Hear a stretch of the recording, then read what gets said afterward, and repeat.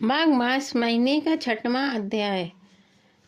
पूर्व समय में सतयुग के उत्तम निषेध नामक नगर में हेमकुंडल नाम वाला कुबेर के सदृश धनी वैश्य रहता था, जो कुलीन अच्छे कर्म करने वाला, देवता अग्नि और ब्राह्मण की पूजा करने वाला, खेती का काम करने वाला, वह घोड़े भैंस आदि का पालन करता और दूध दही छाछ गोबर घास गुड़ चीनी आदि अनेक वस्तुएं बेचा करता और उससे इस प्रकार बहुत सा धन इकट्ठा कर लिया। जब वह बूढ़ा हो गया तो मृत्यु को निकट समझकर उसने धर्म के कार्य करने प्रारंभ कर दिए। भगवान विष्णु का मंदिर बनाया, कुएं तालाब बावड़ी आदि पीपल आदि के वृक्ष तथा सुंदर बाग बगीचे लगाए। सूर्योदय से सूर्यास्त तक वह दान करता रहा। गांव में चारों तरफ जल की प्याऊ लगवाई। उसने सारे जन्म भर जितने भी पाप किए थे उसका प्रायश्चित करता था। इस प्रकार उसके दो पुत्र उत्पन्न हुए, जिनका नाम उसने कुंडल और विकुंडल रखा। जब दोनों लड़के युवावस्था को प्राप्त हुए तो हेमकुंडल वैश्य गृहस्थी का सब कार्य सौंपकर भगवान की तपस्या के निमित्त वन में चला गया और वह विष्णु की आराधना में शरीर को सुखाकर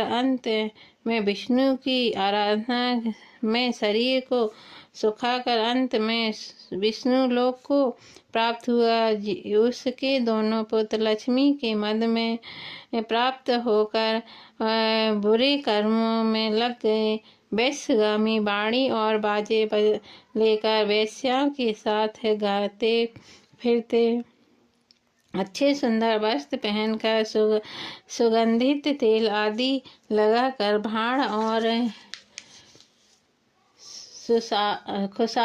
खुशादमी से घिरे हुए हाथी की सवारी करते हुए और सुंदर घरों में रहते थे।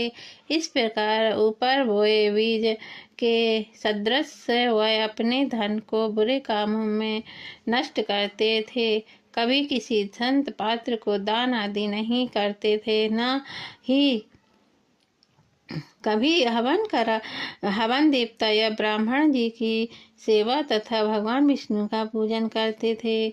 इसी प्रकार थोड़े ही दिनों में उनका सब द्रव्य नष्ट हो गया और वह दरिद्रता को प्राप्त होकर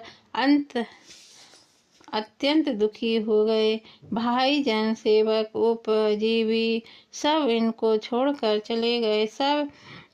तब इन्होंने चोरी आदि करना आरंभ किया और राजा के भय से नगर को छोड़कर चोर तथा डाकुओं के साथ वन में रहने लगे और वहां अपने तीक्ष्ण बाणों से वन के पक्षी हिरण आदि पशु तथा हिंसक जीवों को मारकर खाने लगे। एक समय उनमें से एक पर्वत पर चला गया, जिसको से मारकर खा गया, और दूसरा वन को गया, जो सर्प के डसने से मर गया।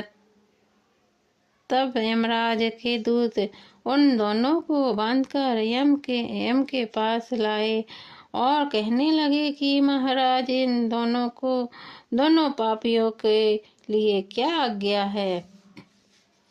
6वां अध्याय समाप्त हुआ। 7वां अध्याय प्रारंभ। 7वां अध्याय। चित्रगुप्त जी ने उन दोनों के कर्मों की आलोचना करके दूतों से कहा कि बड़े भाई कुंडल को घोर नरक में डाल दो और दूसरे छोटे भाई विकुंडल को स्वर्ग ले जाओ। जहाँ उत्तम भोग हैं। तब एक दूत तो कुंडल को नरक में फेंकने के लिए गया और दूसरा दूत बड़ी नम्रता से बोला, कहने लगा कि हे विकुंडल, चलो, तुम अपने अच्छे कर्मों से स्वर्ग को प्राप्त होकर अपने अनेक प्रकार के भोगों को भोगो। तब विकुंडल बड़े विस्मय के साथ मन में संशय धारण कर दूतों से कहने लगा कि हे यमदूत, मेरे मन में बड़ी भारी शंका उत्पन्न हो गई है। अतः मैं तुमसे कुछ पूछता हूँ, कृपा करके मेरे प्रश्नों का उत्तर दो। हम दोनों भाई एक ही कुल में उत्पन्न हुए, एक जैसा ही कर्म करते रहे। दोनों भाइयों ने कभी कोई शुभ कार्य नहीं किए। फिर एक को नरक क्यों और दूसरे को स्वर्ग किस कारण प्राप्त हुआ? मैं अपने स्वर्ग में आने का कोई कारण नहीं देखता।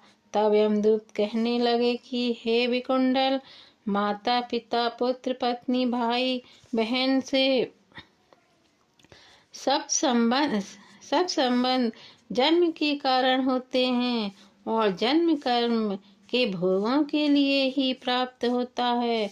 जिस प्रकार एक वृक्ष पर अनेक पक्षियों का आगमन होता है, उसी तरह इसी संसार में पुत्र भाई माता पिता का भी संगम होता है। इनमें से जो जैसे कार्य करता है वैसा ही फल भोगता है। तुम्हारा भाई अपने पाप कर्मों से नरक में गया, तुम अपने पुण्य कर्मों के कारण स्वर्ग में जा रहे हो। तब विकुंडल ने आश्चर्य से पूछा कि मैंने तो आजन्म का कोई धर्म का कार्य नहीं किया, सदैव पापों ही में लगा रहा। मैं अपने पुण्य के कर्म को नहीं जानता। यदि तुम मेरे पुण्य के कर्म को जानते हो तो कृपा करके बतलाइए। तब देवदूत कहने लगा कि मैं सब प्राणियों को भली भांति जानता हूँ, तुम नहीं जानते। सुनो, हरिमित्र का पुत्र सुमित्र नाम का एक ब्राह्मण था, जिसका आश्रम यमुना नदी के दक्षिणोत्तर दिशा में था। उसके साथ जंगल में ही तुम्हारी मित्रता हो गई और उसके साथ तुमने दो